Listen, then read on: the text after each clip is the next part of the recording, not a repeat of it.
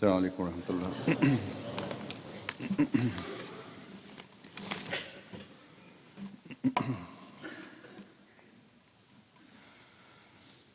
اشہد ان لا الہ الا اللہ وحدہ لا شریک لہ واشہد ان محمدا عبدہ ورسولہ اما بعد فاعوذ باللہ من الشیطان الرجیم بسم اللہ الرحمن الرحیم الحمد للہ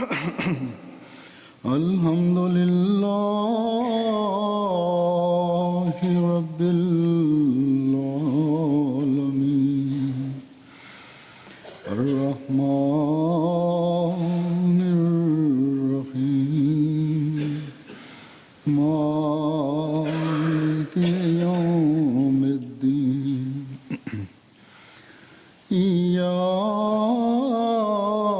إياك نعبد وإياك نستعين اهدنا الصراط المستقيم صراط الذين أنعمت عليهم غير المغضوب عليهم ولا الضالين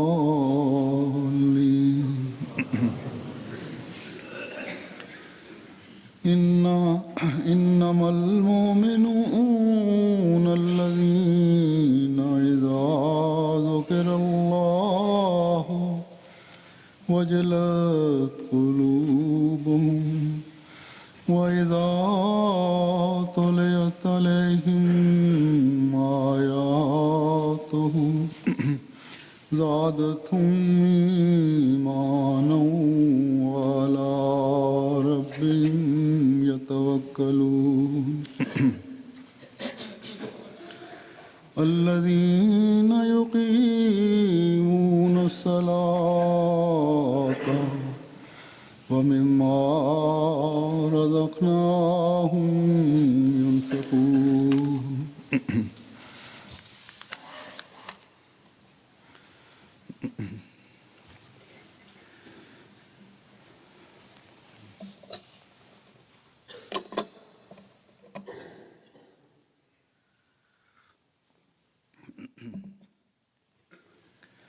اللہ تعالیٰ نے مومن کی یہ نشانی بتائی ہے کہ جب بھی خدا تعالیٰ کے حوالے سے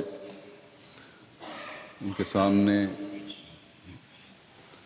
کوئی بات رکھی جائے، کوئی نصیحت کی جائے تو ان کے دل ڈر جاتے ہیں، اس نصیحت کا ان پر اثر ہوتا ہے اور یہ نصیحت ان کے ایمان میں اضافے کا باعث بنتی ہے۔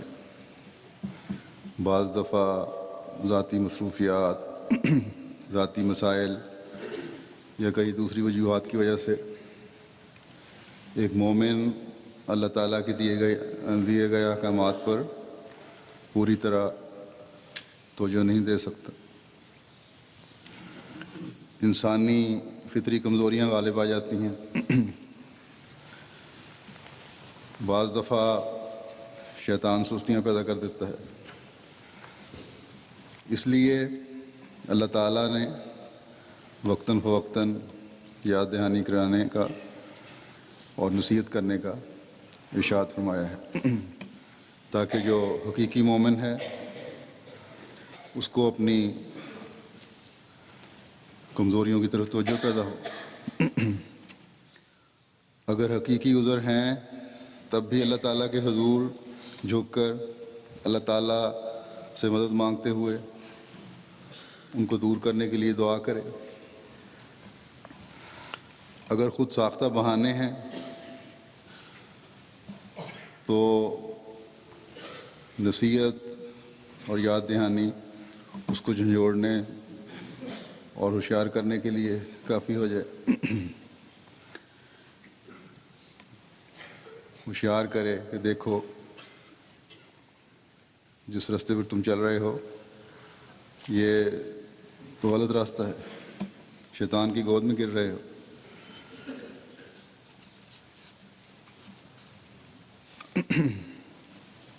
بعض حکموں پر عمل نہ کرنے کے لیے شیطان تمہیں بہکا رہا ہے،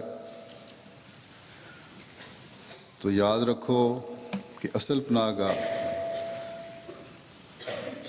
خدا تعالیٰ کی ذات ہے،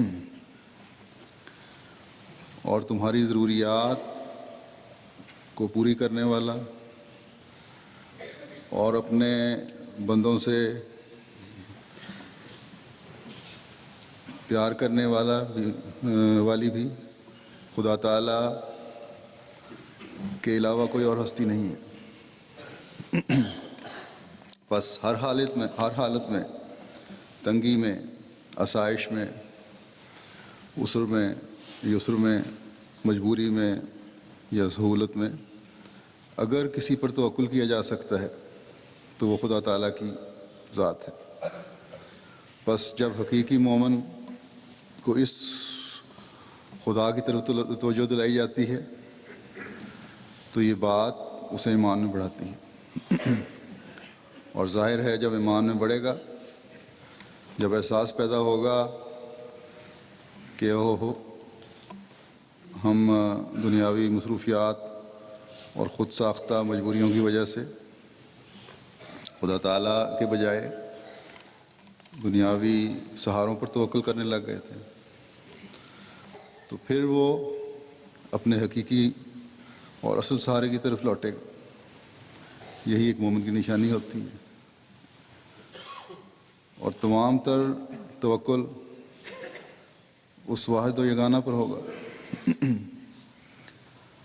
جو رب ہے، رحمان ہے، رحیم ہے، اپنے بندوں کی ضروریات پوری کرتا ہے، ان کی دعاؤں کو سنتا ہے، مالک یوم دین ہے، اپنے بندوں کے نیک اعمال کی جزا دیتا ہے، اپنی راہ میں کیے گئے ہر فعل اور ہر عمل کا بہترین بدلہ دیتا ہے.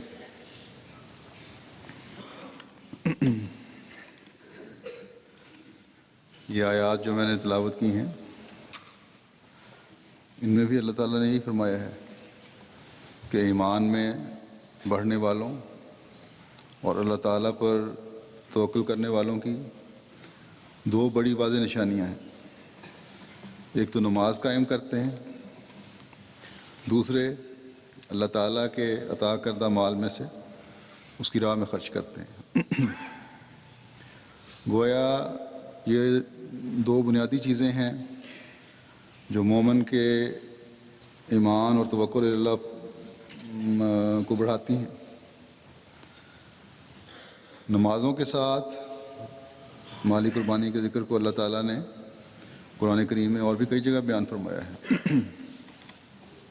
قرآن کریم کی ابتدا میں سورہ بقرہ میں ہی کے شروع میں بلکہ ہر متقی کی یہ نشانی بتائی ہے کہ نماز قائم کرتا ہے اور اس مال میں سے جو خدا نے انہیں دیا ہے اس کی راہ میں خرچ کرتا ہے. اس طرح جیسا کہ میں نے کہا بے شمار جگہ نمازوں اور مالی قربانی کو یکجا کیا گیا ہے تاکہ روح اور نفس کی پاکیزگی و سامان ایک مومن پیدا کرے. ایک جگہ اس مضمون کو اس طرح بیان فرمایا ہے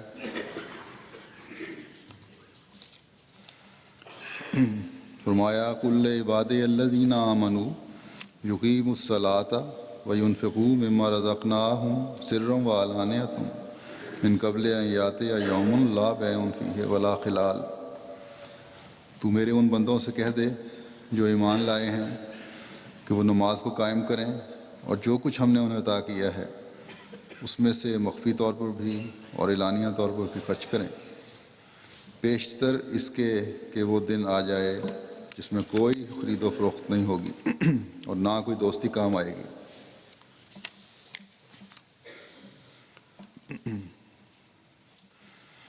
بس جو جزا سزا کے دن پر یقین رکھتے ہیں، جن کو اس بات کا مکمل فہم و ادراک ہے کہ اللہ تعالیٰ مالک یوم الدین ہے، وہ یاد رکھیں کہ نمازوں اور خدا تعالیٰ کی راہ میں کی گئی قربانیاں جو ہیں وہی اللہ تعالیٰ کے فضل سے ایک انسان کے بچت کے سامان کرنے والی ہوں گی۔ اس کے علاوہ نہ کوئی تجارت کام آئے گی، نہ مال کا زیادہ ہونا کام آئے گا، نہ خدا تعالیٰ یہ پوچھے گا کہ کتنا بینک بیلنس چھوڑا ہے، نہ یہ پوچھے گا کہ تمہارے دوست کون کون سے بڑے لوگ تھے، نہ یہ دنیاوی دوستیاں کسی قسم کی بچت کے سامان کر سکتی ہیں۔ بس اللہ تعالیٰ فرماتا ہے کہ اگر حقیقی مومن ہو تو ان دو چیزوں کی طرف بہت توجہ دو، یہ نمازیں اور قربانیاں جو ہیں یہ ظاہراً بھی ہوں اور چھپ کر بھی ہوں۔ چھپ کر کی گئی عبادتیں اور قربانیاں ایمان میں مزید مضبوطی کا باعث بنیں گی اور پہلے سے بڑھ کر خدا تعالیٰ کا پیار حاصل کرنے والی ہوں گی، اور ظاہراً کی گئی قربانیاں جو ہیں نہ اس لیے کہ بڑائی ظاہر ہو، بلکہ اس لیے کہ دوسروں کو بھی تحریک ہو، یہ بھی اللہ تعالیٰ کے فضل کو جذب کرنے والی ہوتی ہیں کیونکہ نیک نیت سے کی گئی ہوتی ہیں۔ بس ہر احمدی کو جو حضرت مسیح موعود علیہ الصلوۃ والسلام کو مان کر اپنے آپ کو مومنین کی جماعت میں شامل سمجھتا ہے، ان دو امور کی طرف خاص طور پر بہت توجہ دینی چاہیے۔ پہلی چیز نماز کا اہتمام باقاعدگی سے ادائیگی ہے، حت الوسع باجماعت نماز ادا کرنے کی کوشش کرنی چاہیے۔ پھر ان نمازوں کو نوافل کے ساتھ سجایا بھی جائے۔ حضرت صلی اللہ علیہ وسلم نے سے ایک روایت ہے، آپ نے فرمایا کہ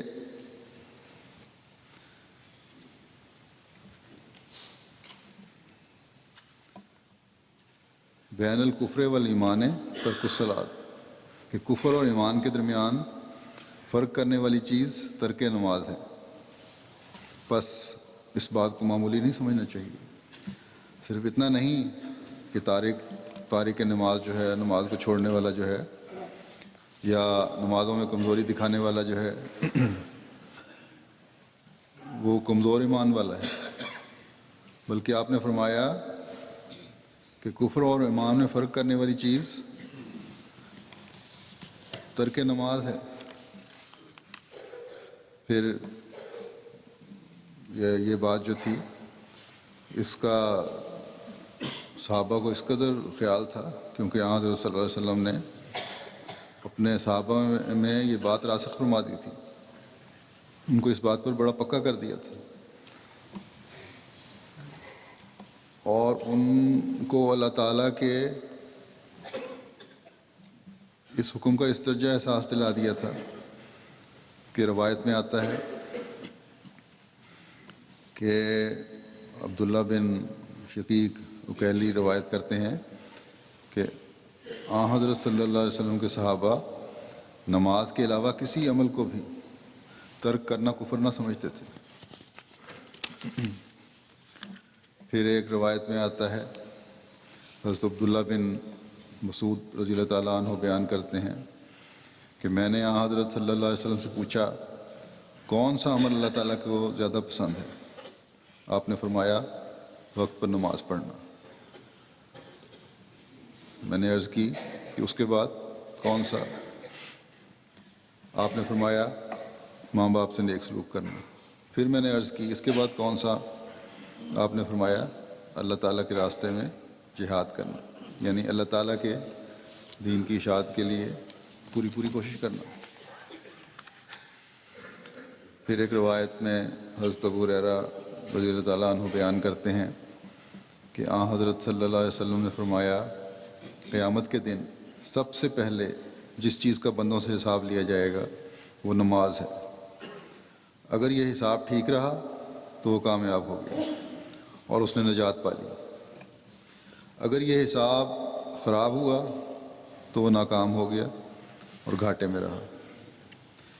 اگر اس کے فرضوں میں کوئی کمی ہوئی تو اللہ تعالیٰ فرمائے گا دیکھو میرے بندے کے کچھ نوافل بھی ہیں، اگر نوافل ہوئے تو فرضوں کی کمی نوافل کے ذریعے پوری کر دی جائے گی۔ اسی طرح اس کے باقی اعمال کا معائنہ ہوگا اور ان کا جائزہ لیا جائے گا۔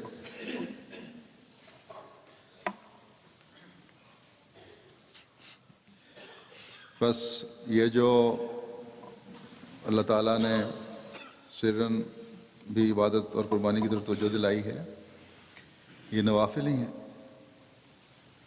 بعض دفعہ بعض مصروفیات کی وجہ سے نمازیں آگے پیچھے ہو جاتی ہیں یا پورے خشوع سے ادا نہیں کی جا سکتی، تو نوافل کی ادائیگی فرمایا کہ کرو تو وہ اس کمی کو پوری کر دے گی۔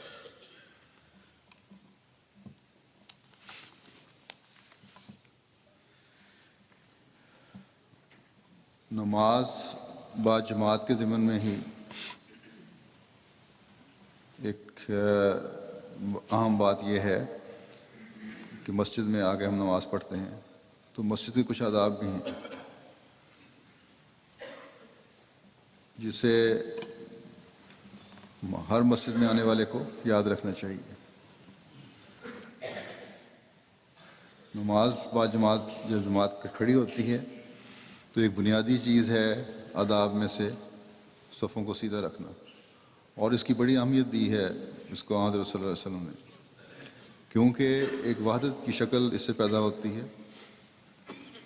حضرت ابو مسعود رضی اللہ تعالیٰ عنہ بیان کرتے ہیں کہ حضرت صلی اللہ علیہ وسلم نمازوں کی صفوں کو سیدھا کرنے کے لیے ہمارے کندھوں پر ہاتھ رکھتے اور فرماتے صفیں سیدھی بناؤ اور آگے پیچھے نہ ہو، ورنہ تمہارے دلوں میں اختلاف بھر جائے گا۔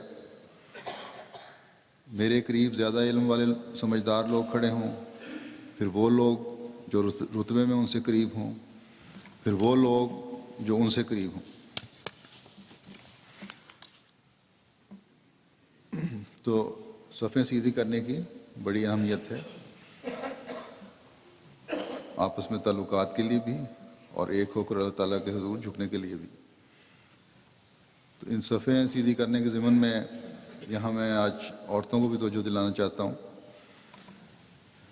یہ عموماً شکایت آتی ہے عورتوں کی طرف سے، یہاں بھی اور مختلف ممالک میں جب بھی جہاں دورے پہ جاؤں، عموماً عورتیں جو ہیں جمعے پہ اور جمعے کے علاوہ مسجد میں بھی نماز پڑھنے آ جاتی ہیں بعض دفعہ، اور لیکن شکایت یہ ہوتی ہے کہ صفیں سیدھی نہیں رکھتی، اور لجنہ کی انتظامیہ بھی اس طرف کوئی توجہ نہیں دیتی، بلکہ بعض دفعہ دیکھنے میں آیا ہے کہ عہدیداران جو ہیں خود بھی ٹیڑھی میڑھی صفوں میں کھڑی ہوتی ہیں، بیچ میں فاصلہ ہوتا ہے، خاص طور پر جلسے کے دنوں میں یا کسی مارکی میں وغیرہ میں اگر صف بن رہی ہو۔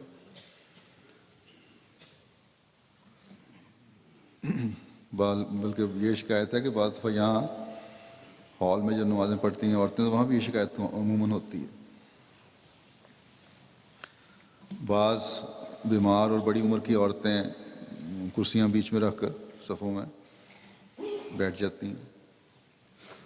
کرسی پر بیٹھنے والی جو ہیں جن کو مجبوری ہے وہ یا تو ایک طرف کرسی رکھا کریں، یا جس طرح یہاں انتظام ہے کہ پیچھے کرسیاں رکھی جاتی ہیں، کیونکہ جیسا کہ ہم نے دیکھا کہ نماز کے آداب میں سے صفوں کو سیدھا رکھنا انتہائی ضروری چیز ہے، اور بڑا اہتمام فرماتے تھے حضرت صلی اللہ علیہ وسلم اس بات پہ۔ پھر یہ بھی یاد رکھیں کہ خطبہ جمعہ جو ہے یہ بھی ایک نماز کا حصہ ہے۔ اس میں بعض عورتیں اور بچیاں جو شاید اسکولوں میں چھٹیوں کی وجہ سے آج کل مسجد میں آ جاتی ہیں،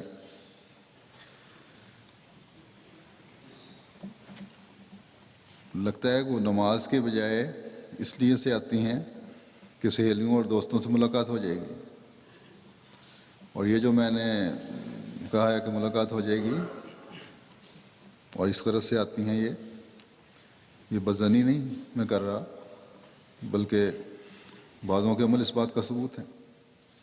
مثلا گزشتہ جمعے کی مجھے یہاں کی رپورٹ ملی کہ بعض بچیاں خطبے کے دوران اپنے موبائل پر یا تو ٹیکسٹ میسج بھیج رہی تھیں اور یا باتیں کر رہی تھیں، اور اس طرح دوسروں کا خطبہ جمعہ بھی خراب کر رہی تھیں، وہ سن نہیں سکیں۔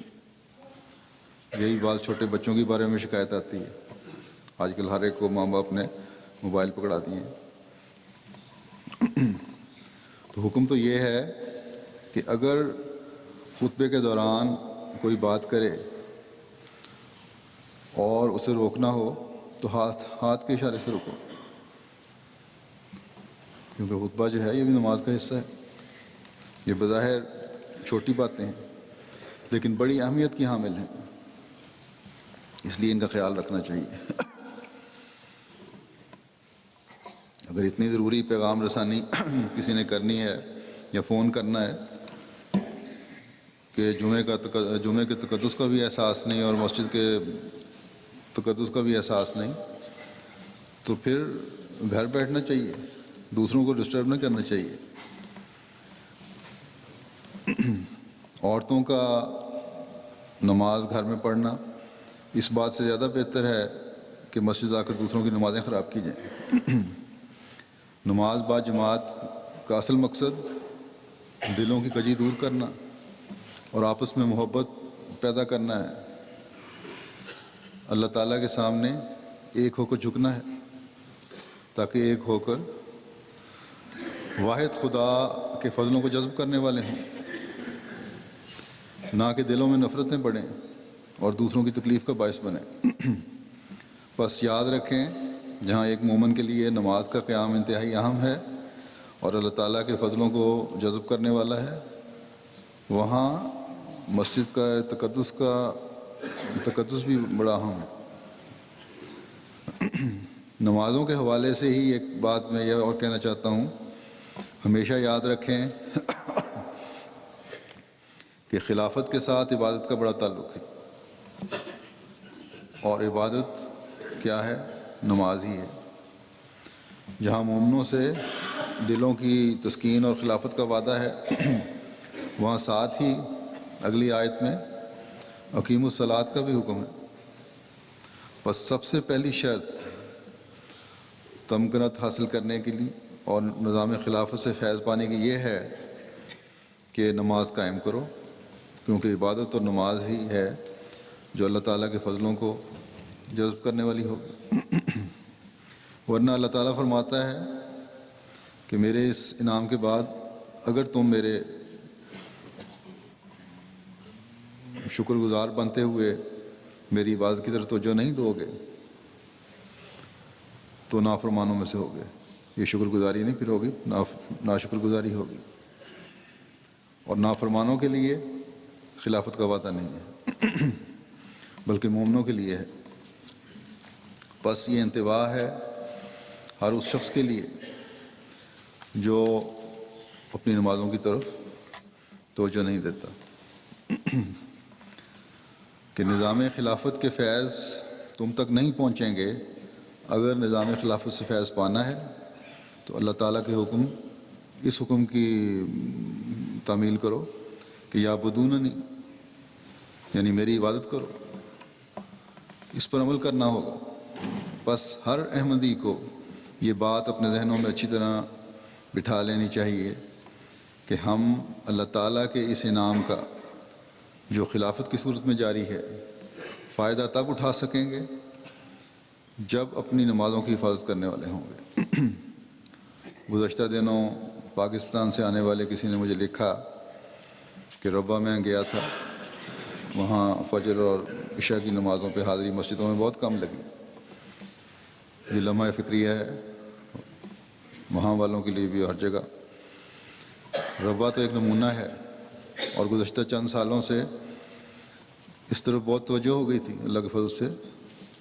بڑی رپورٹس آتی تھیں آنے جانے والوں کی بھی کہ ربوہ میں مسجدوں کی حاضری بڑھ گئی، بلکہ بازاروں میں بھی کاروبار کے اوقات میں دکانیں بند کر کے نمازیں ہوا کرتی تھیں۔ گو کہ مجھے اس بات پر اتنا یقین تو نہیں آیا،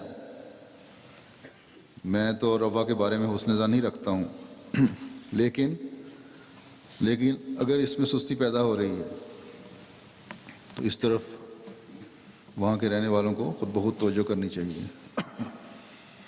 ایک کوشش جو آپ نے کی تھی، ایک قدم جو بڑھایا تھا نیکیوں کو اختیار کرنے کا، وہ قدم اور آگے بڑھتے چلا جانا چاہیے۔ اللہ کرے کہ میرا حسن ظن ہمیشہ قائم رہے۔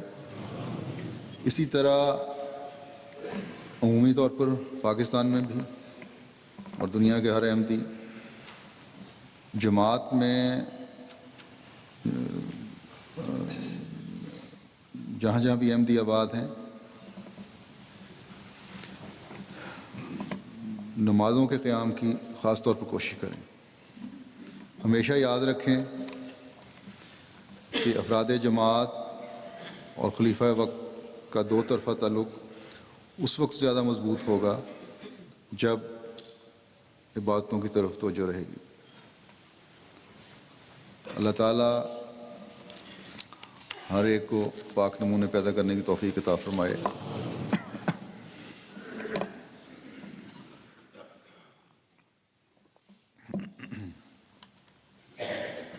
حضرت مسیح موعود علیہ السلام نمازوں کی اہمیت کے بارے میں فرماتے ہیں کہ نماز سے بڑھ کر اور کوئی وظیفہ نہیں ہے، کیونکہ اس میں حمد الہی ہے، استغفار ہے، درود شریف اور تمام وظائف اور اوراد کا مجموعہ، یعنی تمام قسم کے ورد اسی میں ہیں۔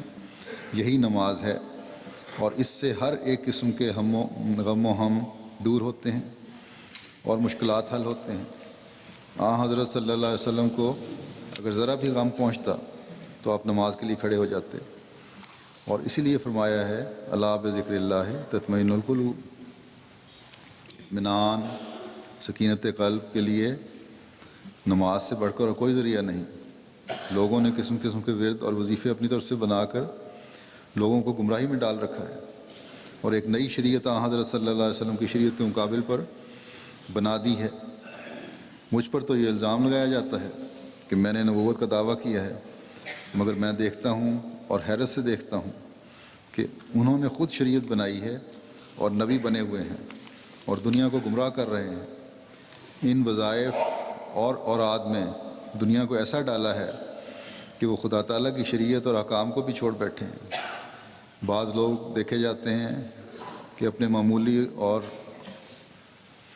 معمول اور اوراد میں ایسے منہمک ہوتے ہیں کہ نمازوں کا بھی لحاظ نہیں رکھتے۔ میں نے مولوی صاحب سے سنا ہے، مولانا مولوی نور الدین صاحب خلیفۃ المسیح اول کے بارے میں فرماتے ہیں کہ میں نے ان سے سنا ہے کہ بعض گدی نشین شاکت مت والوں کے منتر اپنے وظیفوں میں پڑھتے ہیں۔ میرے نزدیک سب وظیفوں سے بہتر وظیفہ نماز ہی ہے۔ نماز ہی کو سنوار سنوار کر پڑھنا چاہیے، اور سمجھ سمجھ کر پڑھو، اور مسنون دعاؤں کے بعد اپنے لیے اپنی زبان میں بھی دعائیں کرو۔ اس سے تمہیں اطمینان قلب حاصل ہوگا، اور سب مشکلات خدا تعالیٰ چاہے گا تو اسی سے حل ہو جائیں گی۔ نماز یاد الہی کا ذریعہ ہے، اس لیے فرمایا ہے اقیم الصلاۃ لذکری۔ دوسری بات، جیسا کہ میں نے پہلے ذکر کیا ہے، نمازوں کے ساتھ مالی قربانیوں کی طرف توجہ ہے۔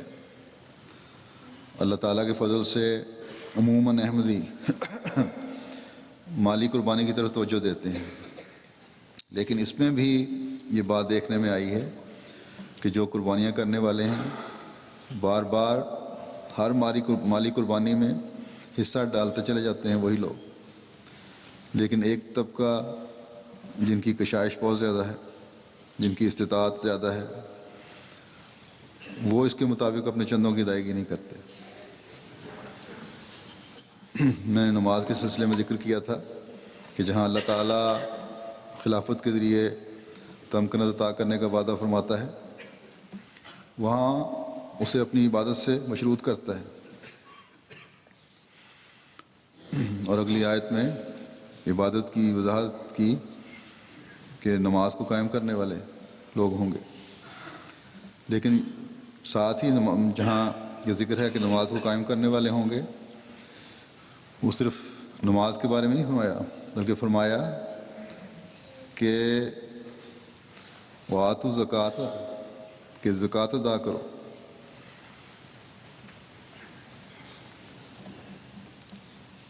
زکوٰۃ اور مالی قربانی بھی استحکام خلافت اور تمہارے اس انعام پانے کا ذریعہ ہے۔ اور پھر آگے فرمایا وَأَطِیعُوا الرَّسُولَ لَعَلَّکُمْ تُرْحَمُونَ، اور رسول کی اطاعت کرو تاکہ تم پر رحم کیا جائے۔ ہم احمدی خوش قسمت ہیں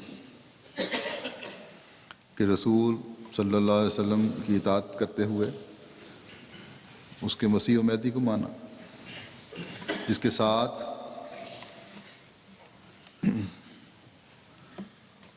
حضرت صلی اللہ علیہ وسلم نے خلافت کی دائمی خوشخبری فرمائی تھی۔ بس خلافت کا نظام بھی جو ہے یہ اطاعت رسول کی ایک کڑی ہے، اور اس دور میں اگر دین کی ضروریات کے لیے مالی تحریکات کی جاتی ہیں جو اگر زکوٰۃ سے پوری نہ ہو سکیں تو یہ عین اللہ اور رسول کے منشا کے مطابق ہے۔ خود رسول اللہ صلی اللہ علیہ وسلم کے زمانے میں زکوٰۃ سے بڑھ کر جو اخراجات ہوتے تھے ان کے لیے چندہ لیا جاتا تھا۔ یہ ٹھیک ہے کہ زکوٰۃ بھی اپنی ایک اہمیت ہے، قرآن کریم میں اس کا ذکر آتا ہے، لیکن ساتھ ہی بہت سی دوسری ضروریات کے لیے بھی مالی قربانی کا بھی ذکر آتا ہے۔ اس لیے ایک تو میں یہ واضح کرنا چاہتا تھا کہ جماعت میں بعض لوگوں کا خیال ہے کہ زکوٰۃ کا نظام رائج نہیں اور ہم توجہ نہیں دیتے۔ جماعت میں زکوٰۃ کا نظام رائج ہے، اور جن پر زکوٰۃ فرض ہے ان کو ادا کرنی چاہیے۔ بعض منافق طبع یا کمزور لوگ یا لا علم کہنا چاہیے، بعض دفعہ ایسے بھی ہوتے ہیں، بعض ذہنوں میں یہ سوال ڈالتے ہیں، اور نئے شامل ہونے والے احمدی اور اس سے بعض دفعہ ٹھوکر بھی کھاتے ہیں کہ جماعت اسلامی طریق جو ہے چندے کا اس کو رائج کرنے کے بجائے اپنا نظام چلاتی ہے۔ ایک تو زکوٰۃ ہر ایک پر فرض نہیں ہے، اس کی کچھ شرائط ہیں جن کے ساتھ یہ فرض ہے، اور دوسرے اس کی شرح اتنی کم ہے کہ آج کل کی ضروریات پوری نہیں کر سکتی ہے۔ اور جیسا کہ میں نے کہا کہ حضرت صلی اللہ علیہ وسلم کے زمانے میں بھی زائد ضروریات کو پورا کرنے کے لیے زائد چندے زکوٰۃ کے علاوہ لیے جاتے تھے۔ زکوٰۃ کی اہمیت اور فرضیت سے کسی کو انکار نہیں، اس لیے جن پر زکوٰۃ فرض ہے ان کو میں توجہ دلاتا ہوں کہ زکوٰۃ دینی لازمی ہے اور ضرور دیا کریں، اور خاص طور پر عورتوں پر تو یہ فرض ہے جو زیور بنا کے رکھتے ہیں، سونے پر زکوٰۃ فرض ہے۔ دوسرے جیسا کہ میں نے کہا کہ خلافت نبوت کے سلسلے کی ایک کڑی ہے، اور اس زمانے میں خلافت علی منہاج نبوت کی پیش گوئی ہے، اس لیے خلفاء کے مقرر کردہ چندے اور تحریکات اللہ اور رسول کے حکم کے مطابق ہیں، اس لیے ان کی ادائیگی کی طرف توجہ ہونی چاہیے۔ بعض لوگوں کو شرح پر اعتراض ہوتا ہے کہ حضرت مسیح موعود علیہ السلام کے زمانے میں نہیں تھی شرح، بعد میں مقرر کی گئی تو ضرورت کے مطابق مقرر کی گئی۔ بس خلافت کے ساتھ وابستہ ہو کر جہاں قیام نماز ہوگا زکوٰۃ کی ادائیگی ہوگی، مالی قربانیاں ہوں گی، اطاعت کے نمونے ہوں گے جس سے دین کی تمکنت قائم ہو، وہاں اللہ اور اس کے رسول پر ان کے حکموں پر عمل کر کے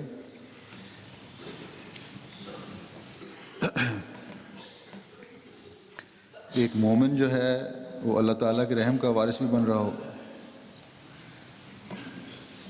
ان دنوں میں بعض جماعتوں کو اپنے چندہ عام کے بجٹ پورے کرنے کی فکر ہوتی ہے، جس کی وجہ سے وہ پریشانی کا اظہار کرتی ہیں۔ اللہ تعالیٰ کا جماعت پر ہمیشہ فضل رہا ہے اور افراد جماعت کو قربانی کے جذبے سے یہ توفیق ملتی رہی ہے اللہ تعالیٰ کے فضل سے کہ وہ اپنی اس ذمہ داری کو آسن رنگ میں پورا کرنے والے ہم بنے رہیں۔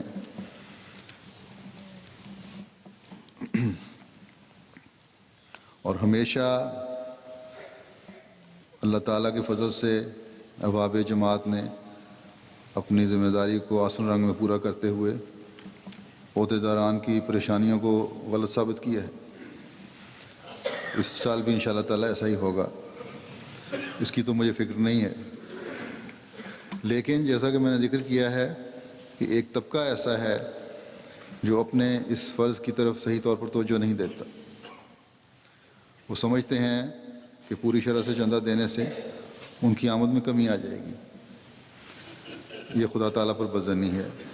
حالانکہ اللہ تعالیٰ فرماتا ہے کہ اگر تمہارا ایمان مضبوط ہے اور تقویٰ کی راہوں پر چلنے والے ہو اور عبادت کی طرف توجہ دینے والے ہو تو یہ بظنی اللہ تعالیٰ پر نہ کرو، کیونکہ اللہ تعالیٰ ہی تمہارے لیے رزق کی راہیں کھولنے والا ہے۔ حضرت مسیح موعود علیہ الصلوۃ والسلام اس بارے میں فرماتے ہیں کہ جو خدا کے آگے تقویٰ اختیار کرتا ہے، خدا اس کے لیے ہر ایک تنگی اور تکلیف سے نکلنے کی راہ بتا دیتا ہے، اور فرمایا وَيَرْزُقْهُ مِنْ حَيْثُ لَا يَحْتَسِبُ، وہ متقی کو ایسی راہ سے رزق دیتا ہے جہاں سے رزق آنے کا خیال و گمان بھی نہیں ہوتا۔ یہ اللہ تعالیٰ کے وعدے ہیں، وعدوں کو سچا کرنے میں خدا سے بڑھ کر کون ہے؟ بس خدا پر ایمان لاؤ، خدا سے ڈرنے والے ہرگز ضائع نہیں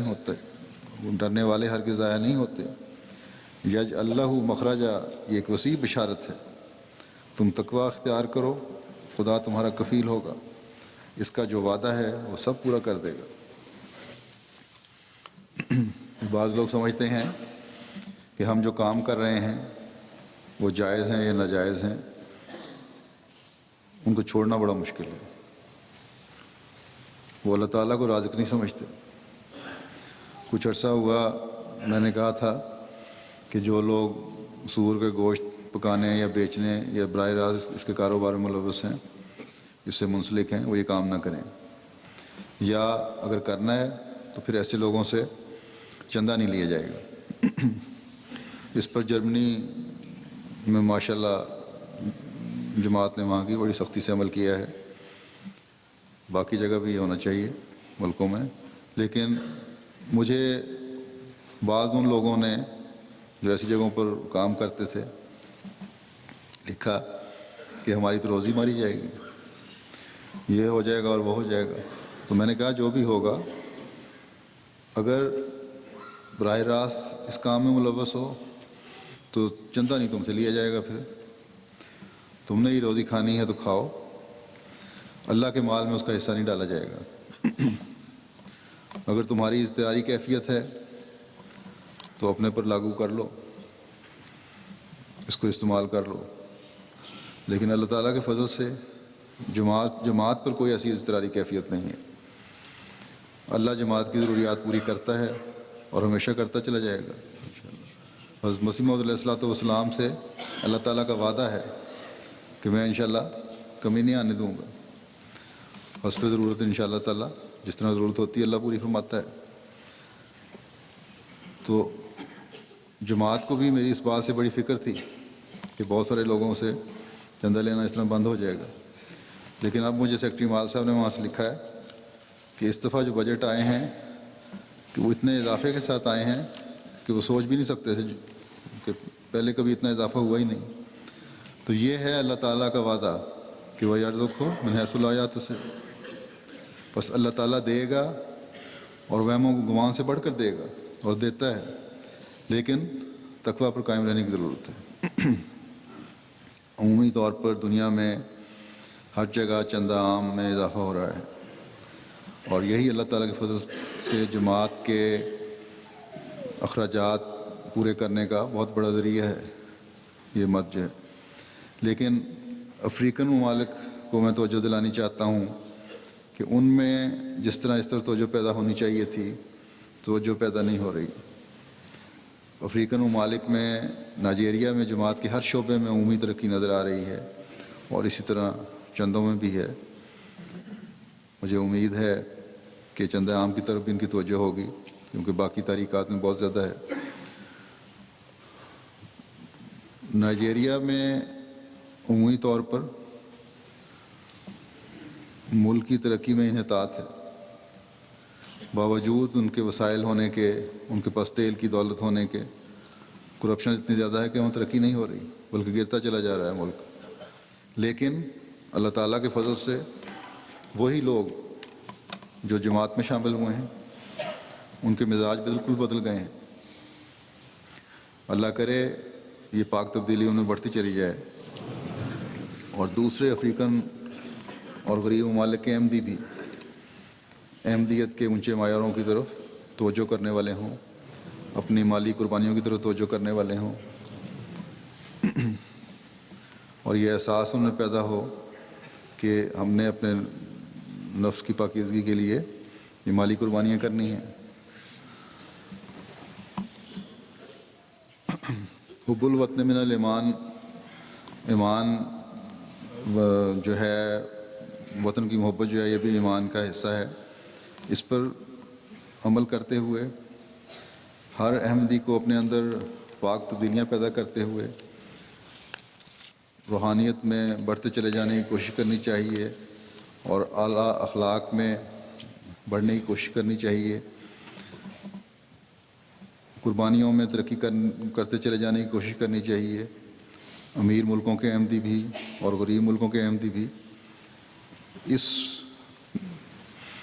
بات پر عمل کرتے ہوئے کہ وطن کی محبت ایمان کا حصہ ہے، اپنے ہم وطنوں کے لیے جہاں دعائیں کریں وہاں یہ کوشش بھی کریں کہ ان میں بھی اخلاقی اور روحانی تبدیلیاں پیدا کرنے والے ہوں، تاکہ اپنے اپنے ملکوں میں ایک انقلاب لا سکیں۔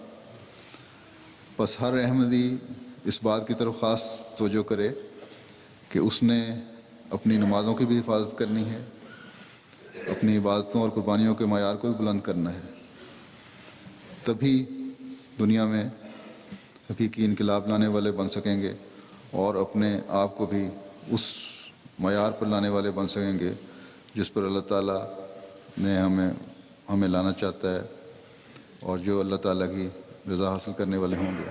اللہ تعالیٰ ہمیں یہ معیار حاصل کرنے کی توفیق عطا فرمائے۔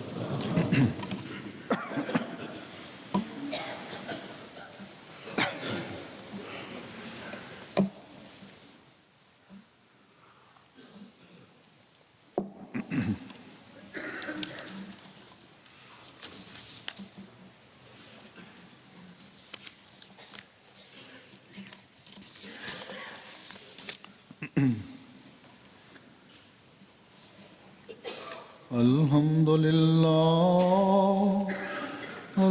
لله نحمده ونستعينه ونستغفره ونؤمن به ونتوكل عليه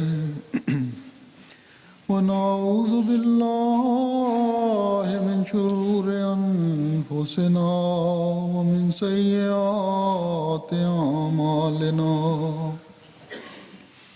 من يهده الله فلا مضل له ومن يضلل فلا هادي له ونشهد أن لا إله إلا الله ونشهد أن محمدا عبده ورسوله آج بھی ایک افسوسناک اطلاع ہے کہ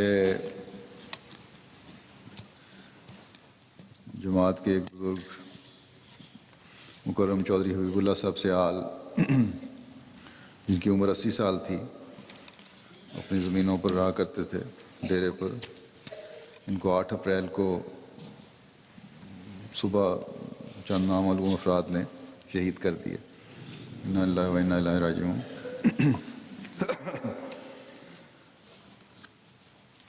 ان کا گھر نماز سینٹر تھا، وہیں ظہر اور عصر اور مغرب کی نماز ہوتی تھی.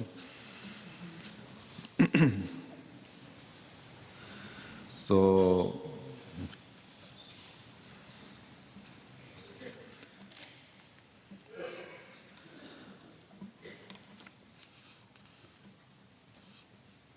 ان کا ایک ہے کہ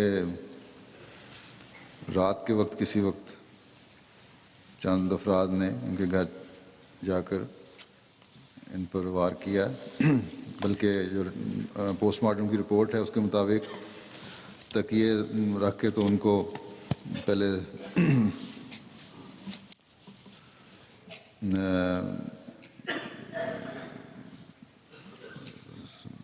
باندھا گیا، ان کو ٹانگیں باندھی، ان کے ہاتھ پیچھے باندھے ہوئے تھے، پھر تکیہ دبا کے تو ان کا سانس روکا گیا، اس سے ان کی شہادت ہوئی. اس کے بعد پھر چھری کا وار بھی کیا گیا، خون بھی نکلا ہوا تھا. تو بہرحال اگلے دن ان کی بہو جب گئیں تب پتہ لگا کہ وہ اندر ان کی نعش پڑی تھی، اور اطلاع دی انہوں نے احمدیوں کو، پولیس کو اطلاع دی گئی. تو بہرحال پتہ لگ رہا ہے قریب کے کچھ ایسے لوگ ہیں شر پسند جو احمدیت کے مخالف تھے، انہوں نے ان کو شہید کیا تھا. اللہ تعالیٰ ان کے درجات بلند کرے اور ان لوگ اس ملک کے لوگوں کو بلکہ حکومت کو بھی عقل دے کہ جو جہاں ایسے قانون چل رہے ہیں جس میں کوئی انصاف نہیں ہے، اور احمدیوں کے جو ان کے شہری ہیں ان کے حقوق کی حفاظت کرنے کی توفیق عطا کرے ان لوگوں کو بھی، ورنہ اللہ تعالیٰ بھی ایک حد تک ڈھیل دیتا ہے. دوسرا افسوسناک اطلاع ہے مکرم قریشی محمود الحسن صاحب. یہ نائب امیر جماعت رہے ہیں سرگودے کے لمبے عرصے تک، 92 سال ان کی عمر تھی. یہ گزشتہ دنوں فوت ہو گئے. انا للہ و انا الیہ راجعون. انہوں نے بھی کافی لمبا عرصہ جماعت کی خدمت کی، مختلف عہدوں پر سرگودے میں رہے. حضرت مرزا عبداللہ صاحب کے ساتھ کافی لمبا کام کیا انہوں نے، اور موسی تھے. بہشتی مقبرے ان کی تدفین ہوئی ہے. اللہ تعالیٰ ان کے پسماندگان کو اور اسی طرح سیال صاحب کے پسماندگان کو صبر کی توفیق عطا فرمائے.